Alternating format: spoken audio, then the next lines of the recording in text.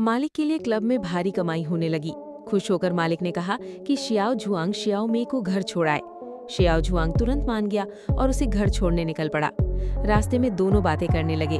तभी उसने देखा कि शियाओ मेई उसके अच्छे दोस्त शियाओ शुआई को गले लगा रही है। ये देखकर वो हैरान रह गया। एक दिन शियाओ शुआई शियाओ जुआंग के पास आया और बोला कि उसे एक जरूरी बात करनी है। दरअसल वो शियाओ जुआंग की पूर्व प्रेमिका को पसंद करता था और चाहता था कि शियाओ जुआंग उसे उसके लिए छोड़ दे। चूंकि दोनों का पहले ही ब्रेकअप हो चुका था, इसलिए शियाओ जुआंग ने खुशी खुशी हामी भर दी। अगली सुबह शियाओ मेई ने उसे नमस्ते किया, लेकिन पिछली घटना के कारण उसने उसे अनदेखा कर दिया। काम खत्म होने के बाद दोनों फिर बात करने लगे। तभी उसे पता चला कि शियाओ मेई शियाओ शुआई की माँ है। ये जानकर उसके मन में कई तरह की भावनाएं उमड़ने लगी। उसका दोस्त उसे भाई मानता था, लेकिन वो खुद उसकी माँ के करीब आने लगा था। एक दिन शियाओ शुआई नशे में धुत होकर घर लौटा। उसे घर छोड़ने के बाद शियाओ जुआंग और शियाओ मेई फिर बातचीत करने लगे। तब उसे पता चला कि शियाओ मेई को उसके पति ने छोड़ दिया था। अपने बच्चे का पालन पोषण करने के लिए उसे बहुत संघर्ष करना पड़ा।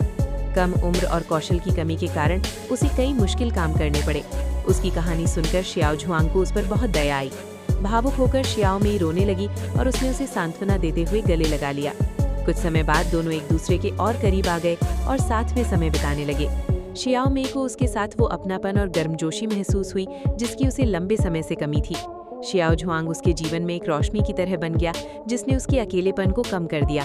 अगले दिन शियाओ शुआई अपनी नई प्रेमिका को घर लेकर आया। कमरे से बाहर निकलते ही शियाओ जुआंग ने देखा कि वो उसकी पूर्व प्रेमिका है। माहौल थोड़ा असहज हो गया। शियाओ शुआई ने बात संभाली और अपनी प्रेमिका को कमरे में ले गया। बाद में शियाओ जुआंग ने अपनी पूर्व प्रेमिका से कहा कि शियाओ शुआई बहुत अच्छा इंसान है और उसे उसकी कद्र करनी चाहिए। इधर शियाओ जुआंग का मन हमेशा शियाओ मेई में लगा रहता था। उसने उसे फोन किया, लेकिन वो कुछ परेशान लग रही थी। उसने उसे ढांढस बंधाया और फिर काम पर लौट गया। एक दिन उसने देखा कि शियाओ मेई बहुत चिंतित है। वो उसकी मदद करना चाहता था, लेकिन उसने उससे दूरी बना ली। बाद में मालिक ने शियाओ जुआंग को जल्दी घर जाने को कहा।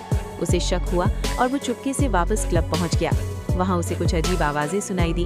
जब वो शियाओ मेई के कमरे के पास पहुंचा तो उसने देखा कि मालिक उसके साथ जबरदस्ती करने की कोशिश कर रहा है।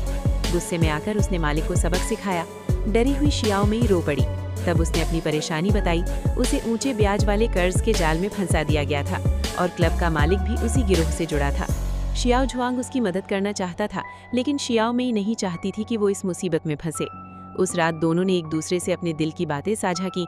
अगली सुबह जब शियाओ जुआंग जागा तो शियाओ मेई घर पर नहीं थी। उसे कुछ गलत होने का अंदेशा हुआ और वो तुरंत क्लब पहुंच गया। वहां उसने एक ऐसा दृश्य देखा जिसने उसका दिल तोड़ दिया। गुस्से और दुख में उसने एक गंभीर कदम उठा लिया। इसके बाद उसकी